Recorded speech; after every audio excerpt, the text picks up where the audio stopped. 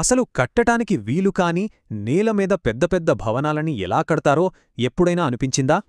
మనం అనుకున్నట్టు భూమి ఎప్పుడూ సిద్ధంగా ఉండదుగదా.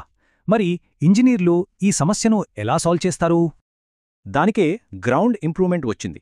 సింపుల్గా చెప్పాలంటే మట్టిని మార్చేసి దాన్ని బలంగా స్థిరంగా తయారుచేయడం.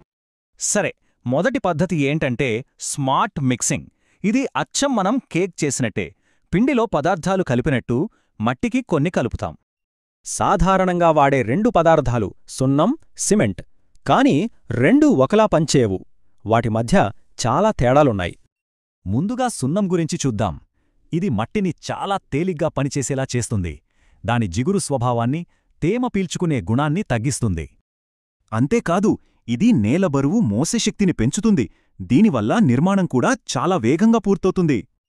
సరే, రెండో టెక్నిక్ ఏంటంటే బలాన్ని ఇంజెక్ట్ చేయడం. దీన్నే గ్రౌటింగ్ అంటారు. ఇది అచ్చం డాక్టర్ ఇంజెక్షన్ ఇచ్చినట్టే ఉంటుంది. అంటే నేల లోపల ఉన్న ఖాళీలను, బలహీనమైన భాగాలను ఒక ప్రత్యేక పదార్థంతో నింపేసి గట్టిపరుస్తారన్నమాట. దీంట్లో జెట్ గ్రౌటింగ్ చాలా పవర్ఫుల్. హై ప్రెషర్తో ఫ్లూయిడ్స్ పంపి బలమైన సాయిల్ సిమెంట్ కాలమ్స్ తయారు చేస్తారు. ఈ టెక్నిక్స్ వల్ల నేల గట్టిపడటమే కాదు, ఇంకా చాలా లాభాలున్నాయి. అవేంటో చూద్దాం. ఇంజనీరింగ్ పరంగా చూస్తే పని వేగంగా జరుగుతుంది. అక్కడ దొరికే మట్టినే వాడుకోవచ్చు. ఇది చాలా పెద్ద ప్లస్ పాయింట్. ఇక డబ్బు, పర్యావరణం విషయానికొస్తే ఖర్చులు, కార్బన్ ఉద్గారాలు భారీగా తగ్గుతాయి. కన్స్ట్రక్షన్ ట్రాఫిక్ కూడా తగ్గుతుంది. ఈ చార్ట్ చూస్తే మనకు క్లియర్గా తెలుస్తుంది.